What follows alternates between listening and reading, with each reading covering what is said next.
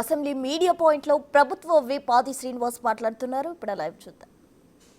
మంత్రులు ఉత్తమ్ కుమార్ రెడ్డి గారి ఆధ్వర్యంలో ఆ నివేదికను కూడా బయట ప్రపంచానికి తెలంగాణలో 56% మంది బలహీన వర్గాల సమస్యలు చెప్పిన ఒక లెక్క చెప్పిన దరిమిలా ఆ అంశంలో క్యాబినెట్లో చర్చ జరిపి అసెంబ్లీ వేదికగా అందరికీ మాట్లాడే అవకాశం ఇచ్చి రాజకీయంగా అమలు చేయాలని, తద్వారా భవిష్యత్తులో కూడా ఉపాధి ఉద్యోగాలు విద్యలో ఇతరత్ర కూడా ఉపయోగపడే విధంగా ఉండేటువంటి బీసీల కులగణన లెక్కను చెప్పే క్రమంలో ఈ ప్రభుత్వానికి ధన్యవాదాలు చెప్పవలసి పోయినటువంటి బీఆర్ఎస్ పార్టీ ఇరోవైపు క్యాబినెట్ జరుగుతూ ఉంది.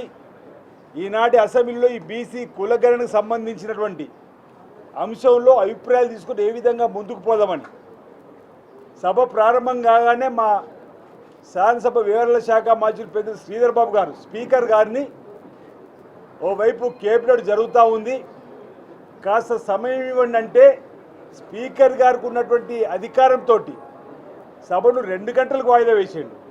అంత మాత్రాన మేమేదో ఈ సభనే బీసీలో అవమానపరిచిందని చెప్పాడు ఒక నాయకుడు ఇక్కడ ఈ వేదిక మీద ఇప్పుడు ఏదో మాట్లాడిపోతున్నాడట. అసలు బీసీలకు అవమానం చేసింది మీరు కదా.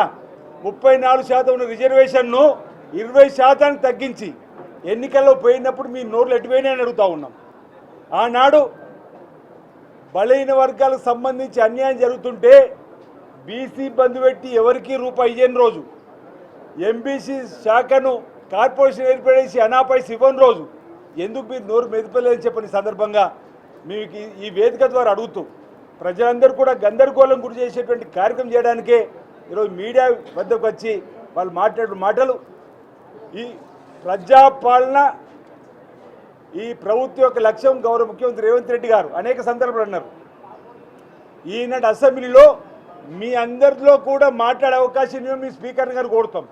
మీలాగా 4 గోడల మధ్యలో నలుగురు మాట్లాడి శాసనసభను వాయిదా వేసుకునే సంస్కృతి మా కాంగ్రెస్ పార్టీ ప్రభుత్వం కాదే అంటున్నాం. మీలాగా నలుగురే మాట్లాడి ఇంకైతే ఆ నలుగురు ఒకరిద్దరితో మాట్లాడి సభను ముగించుకుని పోయిన రోజులు మీవి. కానీ మేము అలా కాదు. ఈరోజు శాసనసభలో ఉన్నటువంటి సభ్యుల యొక్క అభిప్రాయాలు తీసుకొని ఈ బీసీ కులగణన ద్వారా ముందుకు పోలని చెప్పిన లక్ష్యంలో 56% వచ్చింది. దానికి వారు సన్నాయి నొక్కులు ఒక్కుతున్నారు. ఆనాడు మేము వాళ్ళు చేసినప్పుడు 51%. ఈరోజు 56% తేలితే ఈ ప్రభుత్వాన్ని అభినందించాల్సి పోయి ఈ విధంగా బీసీలను అవమానపరిచి సభ అనేటువంటి విధంగా మాట్లాడుతున్న మాటలను మేము తీవ్రంగా తప్పుపడుతూ ఉన్నాం. ఈరోజు బలహీన వర్గాలకు సంబంధించిన లెక్క తేలిన తర్వాత బీసీల పైన ఈరోజు అన్ని రాజకీయ పార్టీలు కూడా కిరీటం పెట్టి మరీ బీసీల హక్కును చేర్చుకున్నటువంటి పరిస్థితిని ఈరోజు ఈ గౌరవ ముఖ్యమంత్రి రేవంత్ రెడ్డి గారి నాయకత్వంలో రాహుల్ గాంధీ గారి సభలో ఢిల్లీలో కూడా తెలంగాణ రోల్ మోడల్ కులగణన చేసింది. ఇంచుమించు 90% ఈరోజు తెలంగాణలో ఎస్సీ ఎస్టీ బీసీ మైనార్టీలు చెప్పని నిన్నటి రోజు కూడా తేలింది. ఇంచుమించు 85% ఈరోజు ఎస్సీ ఎస్టీ బీసీ మైనార్టీ లెక్క తేలింది. ఆనాడు మీరు అటకెక్కించిన కులగణన సర్వేలో 51% అయితే ఈరోజు 56% వచ్చింది. ఈ కులగణనకు ఆధార్తో సహా లెక్కలతో సహా ఉన్నటువంటి దాన్ని ఈరోజు ప్రవేశపెట్టబోతున్న తరుణంలో ఏదైతే బీసీలలో కాంగ్రెస్ పార్టీ ప్రభుత్వం ప్రజాభిమానం పొందుతుందని చెప్పని ప్రజలు డైవర్టేషన్ కార్యక్రమం నిన్న నుంచి చేస్తున్నటువంటి దాన్ని మేము తప్పుపడతా ఉన్నాం. ఈరోజు మేము మా గౌరవ స్పీకర్ గారిని కూడా కోరుతాం, అందరికీ మాట్లాడే అవకాశం ఇవ్వమంటాం. బీఆర్ఎస్ సంబంధించిన వారు కూడా మాట్లాడే అవకాశం ఇచ్చిన తర్వాత దీనిపైన ముందుకు పోతామని మాట ఈ సందర్భం చెప్తూ బలహీన వర్గాలకు సంబంధించిన లెక్క ఈరోజు కులగణన చేయడం దేశానికే రోల్ మోడల్ మన కాంగ్రెస్ ప్రభుత్వం అన్నమాట. బీసీలందరూ కూడా ఈరోజు చక్కటి అవకాశాలు భవిష్యత్తులో ఇవ్వడానికి కోసం ఈ కులగణన ఉపయోగపడుతుందని చెప్పి నేను భావిస్తా ఉన్నాను.